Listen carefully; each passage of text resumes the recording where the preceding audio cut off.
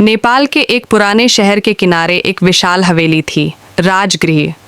लोग कहते थे कि वहाँ कोई नहीं रहता, लेकिन हर शाम उसके खिड़कियाँ अपने आप खुल जातीं और कभी कभी अंदर से संगीत की धुनें सुनाई देती थीं, जैसे कोई बिन बाजे के सुर छेड़ रहा हो। कई लोगों ने बताया कि उन्होंने वहाँ पर एक काली परछाई को टहलते देखा है। उस हवेली को सभी लोग शापित मानते थे। उसी शहर में अर्जुन नाम का एक 17 वर्षीय लड़का रहता था, जिसे रहस्यों की खोज में मज़ा आता था। जब उसने राजगृह की कहानियाँ सुनी तो उसका मन रोमांच से भर गया। वह सोचने लगा, क्या सच में कोई परछाई है? क्या ये सब अफवाह है या कोई बड़ा रहस्य छिपा है? एक शुक्रवार की शाम अर्जुन ने ठान लिया कि वह खुद जाकर सच्चाई पता करेगा। उसने अपने बैग में एक टॉर्च, नोटबुक, कैमरा और मोबाइल रखा और निकल पड़ा उस हवेली की ओर। हवेली की दीवारें काली पड़ चुकी थीं, खिड़कियों पर जाले थे और दरवाज़ा खुद ब खुद कर्कश आवाज़ के साथ खुला। जैसे ही अर्जुन अंदर गया, उसे ठंडी हवा का झोंका लगा और एक हल्की सी सुगंध महसूस हुई, जैसे पुराने फूलों और धूप की मिली जुली खुशबू। अंदर हर कोना धूल से भरा था, लेकिन एक कमरा ऐसा था जो बाकी हिस्सों से बिल्कुल साफ दिख रहा था, जैसे किसी ने हाल ही में वहाँ सफाई की हो। जैसे ही अर्जुन उस कमरे में गया, दरवाज़ा ज़ोर से बंद हो गया। उसने टॉर्च जलाकर देखा। कमरे में एक पुराना आईना था, जिसके सामने एक कुर्सी रखी थी। अचानक आईने में एक परछाई दिखी, काली, लंबी और स्थिर। अर्जुन ने पीछे पलटकर देखा, लेकिन वहाँ कोई नहीं था। तभी एक धीमी आवाज़ गूंजी, तुम क्यों आए हो? अर्जुन का गला सूख गया, लेकिन उसने साहस करके कहा, मैं सच्चाई जानना चाहता हूँ। फिर वही आवाज़ बोली, तो सुनो, मैं इस हवेली की बेटी थी। 100 साल पहले मुझे मेरे ही विश्वासघातियों ने इस कमरे में बंद कर दिया था। मेरी आत्मा तब से यहाँ भटक रही है। मैं बुरी नहीं हूँ, बस मुक्ति चाहती हूँ। अर्जुन ने देखा कि आईने में एक युवती की धुंधली छवि उभरी, जिसकी आंखों में पीड़ा थी। परछाई बोली, इस हवेली में मेरी एक डायरी छुपी है जो मेरी मौत का सच बताती है। उसे लोगों को दिखाओ ताकि मेरा नाम कलंक से मुक्त हो सके। अर्जुन ने पूरी रात खोज की और आखिरकार तहखाने में एक लकड़ी के बक्से में वह डायरी मिली। उसने सब पढ़ा और अगले दिन शहर के पुस्तकालय में वह डायरी सभी को पढ़ने के लिए रख दी। धीरे धीरे हवेली से अजीब घटनाएं बंद हो गईं। राजगृह अब डर की नहीं, एक अधूरी आत्मा की पूरी हुई कहानी का प्रतीक बन गया।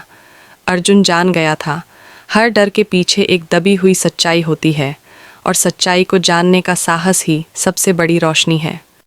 अर्जुन की जिंदगी उस रात के बाद पूरी तरह बदल गई थी। राजगृह की रहस्यमयी आत्मा को मुक्ति दिलाना कोई साधारण बात नहीं थी, लेकिन अब भी उसके मन में कई सवाल बाकी थे।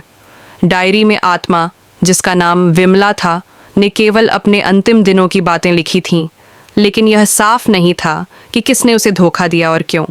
कुछ दिनों बाद अर्जुन को एक बुजुर्ग इतिहासकार से मिलने का मौका मिला, पंडित हरिनारायण। वह पुस्तकालय में आए और डायरी देखकर चौंक उठे। उन्होंने कहा, ये तो विमला देवी की लिखावट है। उनका परिवार बहुत प्रतिष्ठित हुआ करता था, पर एकाएक सब बर्बाद हो गया था। अर्जुन ने पूछा, क्या आपको कुछ और जानकारी है? पंडित जी ने गहरी सांस ली। कहा जाता है कि विमला के चाचा ने संपत्ति के लालच में उसे बोक्सी कहकर बंद करवा दिया था। लोगों को बहकाकर उसे हवेली में कैद करवा दिया और फिर राजगृह को वीरान छोड़ दिया। ये सुनते ही अर्जुन का खून खौल उठा। उसे लगा जैसे विमला की पीड़ा अब उसकी अपनी बन चुकी थी। लेकिन सवाल ये था, अगर आत्मा को मुक्ति मिल चुकी है तो हवेली अब भी कुछ अजीब क्यों लगती है? एक रात अर्जुन को सपना आया। विमला फिर उसके सामने खड़ी थी। उसकी आंखों में भय था और वह कह रही थी, अभी सब पूरा नहीं हुआ है, मेरी मुक्ति अधूरी है। सच केवल डायरी में नहीं था, तहखाने के नीचे एक और दरवाज़ा है। अर्जुन घबराकर उठा, लेकिन अब उसे यकीन हो गया, हवेली में कुछ और छिपा है। अगली शाम वह फिर राजगृह पहुंचा। इस बार वह अकेला नहीं था। उसके साथ उसकी सबसे करीबी दोस्त रिया भी थी, जो उसकी बातों पर यकीन करती थी और हर कदम पर उसका साथ देती थी। दोनों ने मिलकर तहखाने में फिर से खोज शुरू की। धूल और जाले हटाते हुए उन्हें ज़मीन पर एक लोहे की पट्टी दिखी, जैसे कोई गुप्त द्वार हो। कुछ कोशिशों के बाद वह दरवाज़ा खुला और नीचे एक पतली सीढ़ी दिखी जो अंधेरे में कहीं गहराई तक जाती थी। नीचे एक छोटा कमरा था, उसमें कुछ पुराने फटे हुए कपड़े, एक टूटी हुई चूड़ी और दीवार पर लिखा था, मैं निर्दोष थी। रिया की आंखें भर आईं। अर्जुन, ये विमला के आखिरी शब्द होंगे शायद। अर्जुन ने वो चूड़ी उठाई और कहा, इसे मैं उसके कमरे में रखूंगा। शायद यही उसका अंतिम निशान है जिसे वह वापस चाहती है। उन्होंने चूड़ी को उसी कमरे में पुराने आईने के सामने रख दिया। उसी पल हवेली में एक हल्की सी कंपन हुई, जैसे दीवारों ने लंबी सांस ली हो। हवेली की ठंडी हवा अब गर्मी सी लगने लगी, जैसे कोई धन्यवाद कह रहा हो। उस दिन के बाद हवेली के खिड़कियां अपने आप नहीं खुलीं और न ही कोई संगीत सुनाई दिया। अर्जुन और रिया को लगा अब विमला सच में मुक्त हो गई है। लेकिन जब वे लौटने लगे, अर्जुन की नोटबुक अपने आप पलटने लगी और उसमें एक नया वाक्य लिखा हुआ मिला, धन्यवाद, पर एक और आत्मा अब भी यहाँ बंधी है। राजगृह की कहानी अभी पूरी नहीं हुई है।